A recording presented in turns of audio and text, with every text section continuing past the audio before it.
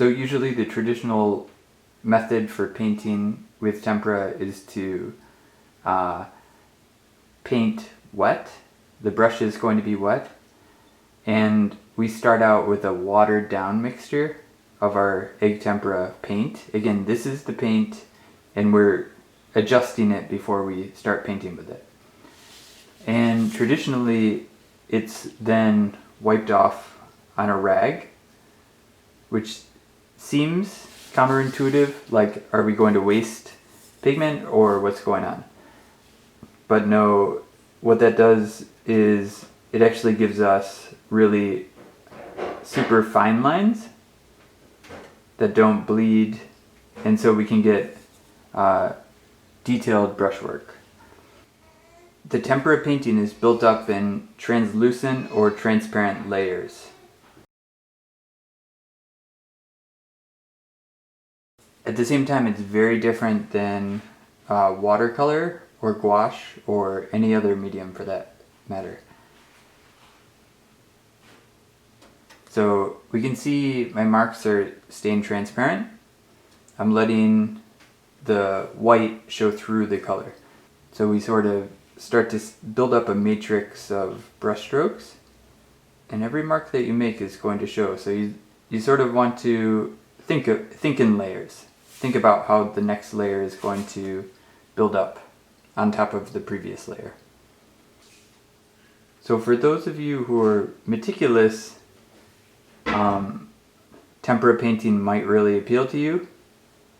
To those of you that are drawers, maybe your mind works in that way more than it does in thick painting, then tempera painting might be a really good option for you.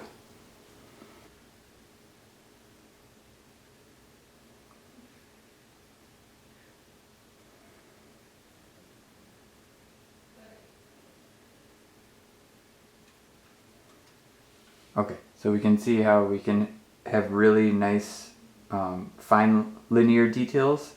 So usually for me, I'll sort of draw in the structure and then start to work around that structure with all of these flowing, transparent, translucent brush strokes.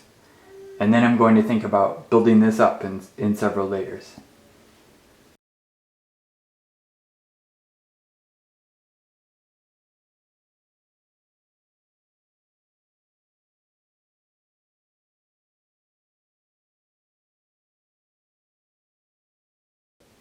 So also we can see, like I wiped out the paint, but it's extending quite a long ways, right?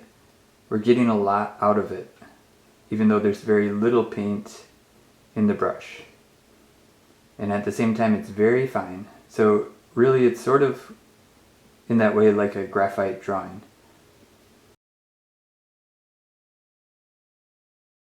The one mistake that I see all the time is getting really opaque right away or getting too thick right away.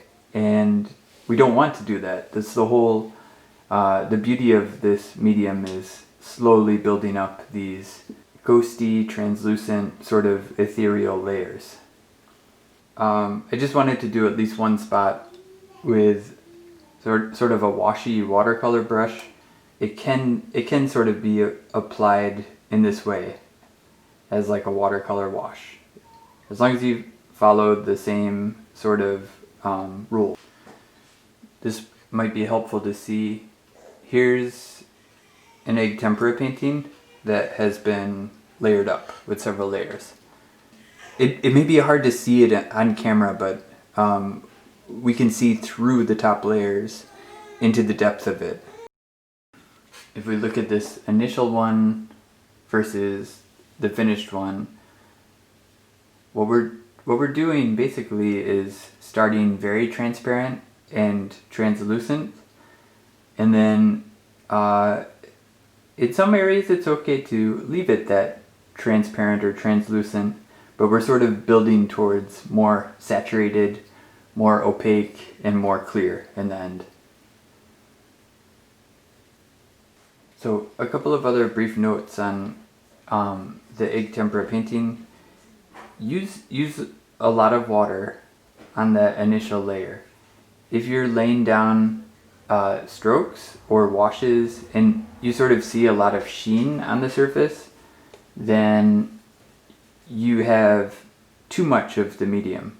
You would see a lot of sheen if I just grabbed the actual paint and started painting with that. It dries almost immediately, and then you can sort of immediately layer up new layers, even faster drying than acrylic paint. The only thing you have to be smart about is once I do a bit of cross-hatching for a while here, then I'm going to have to thicken up the paint a bit by using just a bit less water in the mix. In tempera painting, it's totally fair game to use whites. Please do. And it kind of gives the painting some more substance. So the nice thing about it is that it sort of can be watercolor, and you can preserve that luminosity in the whites showing through. But you can also work light on top of dark or dark on top of light.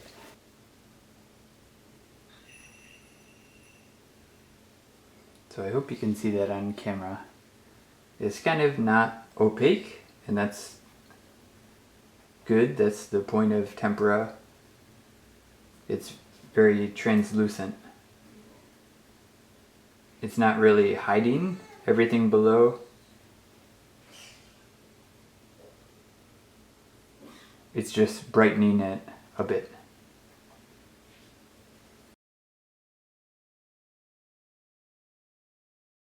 So back to the gum tempera mixture that we just mixed.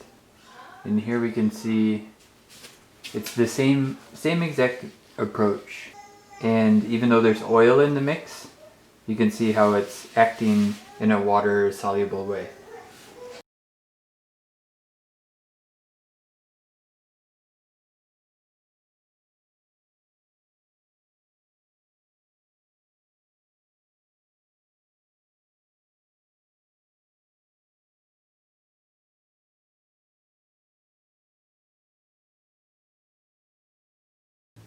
And I'm going to do a bit of a washy area too.